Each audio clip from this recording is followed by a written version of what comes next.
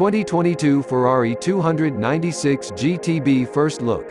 An 818 HP hybrid V6 monster. Don't cry for the electrified future if it's going to be filled with efficiently gorgeous 818 horsepower monsters like the 2022 Ferrari 296 GTB. Yes, this is the first official Ferrari-badged road car to employ a V6 engine, but the brand has raced loads of them. It's also the first hybridized Ferrari not to electrify the front axle, saving weight and maintaining the dynamic purity of rear-wheel drive. 120-degree V6 hybrid, just like the McLaren Artura. Great powertrain design engineering minds are likely to arrive at similar conclusions when solving similar problems, and there are indeed many similarities between the 296 GTB and McLaren Artura powertrains.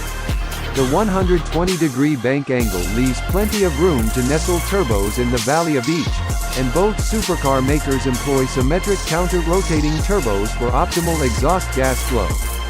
Both engines rev to 8,500 revolutions per minute, and their hybrid motors both employ a compact and torque-dense axial-flux, pancake, design and draw from a battery pack with just under 7.5 kilowatt-hours.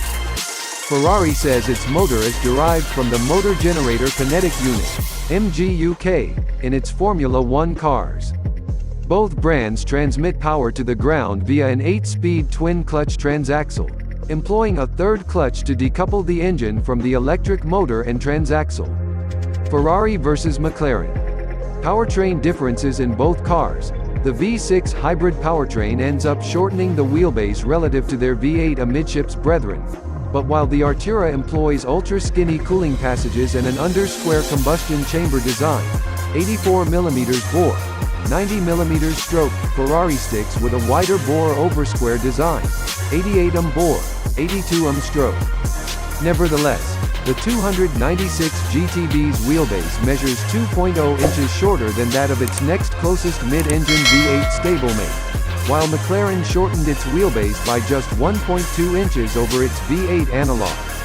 McLaren wins the mass reduction contest, however, shaving a claimed 110 pounds relative to its V8, while the Ferrari trims just 66 pounds.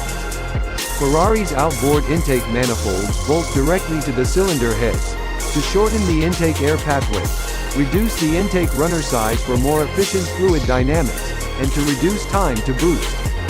Bore and stroke savants may note that the 296 GTB's figures are a perfect match for those of the Maserati Nettuno V6. Trust us, that's about all that 90-degree outboard turbo, pre-chamber ignition engine has in common with this one. Oh, and this Ferrari's name is derived by combining the engine size in liters with the cylinder count, after aggressively rounding 2.992 liters down to 2.9. So, let's try.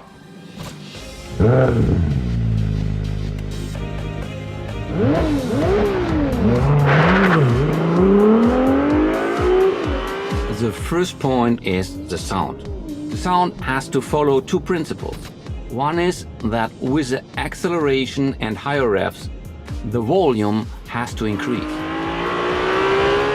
And the second point is that not only the volume, but also the quality of the sound has to change. With low revs, we have low frequencies, and with high revs, we have high frequencies. And this gives this typical Ferrari sound. We call it music because this is really a very, very emotional element of driving a Ferrari. The 2.9-liter engine is a performer borrowing the central fuel injector and spark plug location and 5000 psi injection system from the SF90 optimizes air-fuel mixing in the chamber. New single-scroll IHI turbos feature a 5% smaller compressor wheel and an 11% smaller turbine rotor that combine to reduce rotational inertia by 11% relative to those of the 3.9-liter V8. Higher performing alloys allow them to rev to 180,000 revolutions per minute, boosting efficiency by 24% and reducing lag. Myriad details like these add up to what Ferrari claims is the highest specific output for a production car: 219 horsepower per liter, or 654 horsepower and 546 pound-feet. Hybrid power with two rotors sandwiching a single stator.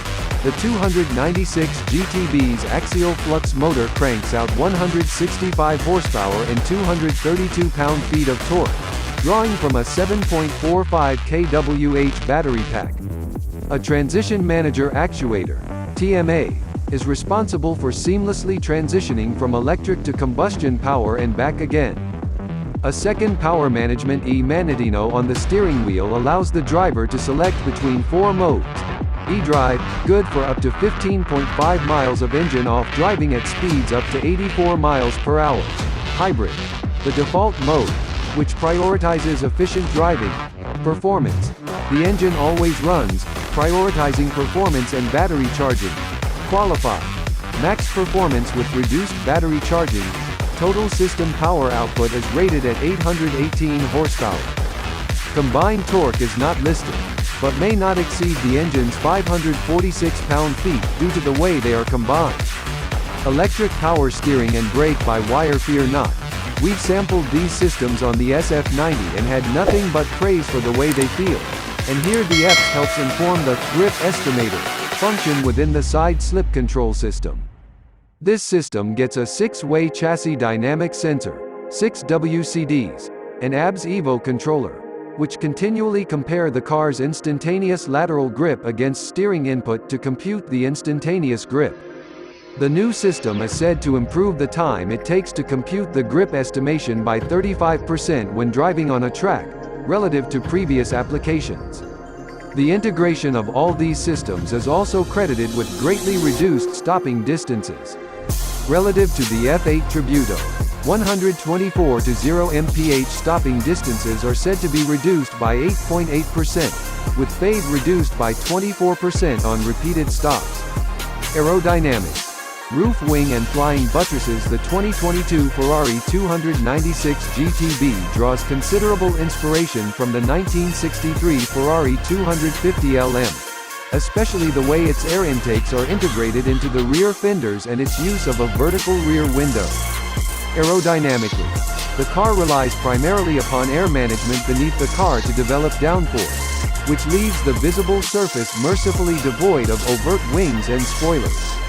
A roof-mounted wing connects the two flying buttresses and causes air to behave as though there were a fastback-shaped window in place. An active spoiler underneath the car and integrated into the rear bumper deploys to increase downforce when required. Previous such devices deployed to reduce drag. The car creates a maximum of nearly 800 pounds of downforce at 155 miles per hour with the Assetto Fiorano package, 220 of which are attributable to the active spoiler. The engine, transmission, and battery are cooled by radiators and condensers ahead of the front wheels, with their hot air carried along the undercarriage to ensure nothing but cool air enters the intercoolers via the scoops in the rear fenders. Inlets integrated into the headlamps direct cool air to the front wheel aero calipers. Brake calipers with a cooling duct integrated in. The final aero trick is that T-tray, low in the front between the air intakes. It creates a region of high-pressure air that rolls off the edges before flowing under the car and creating vortices that locally accelerate the air, creating downforce at the front axle.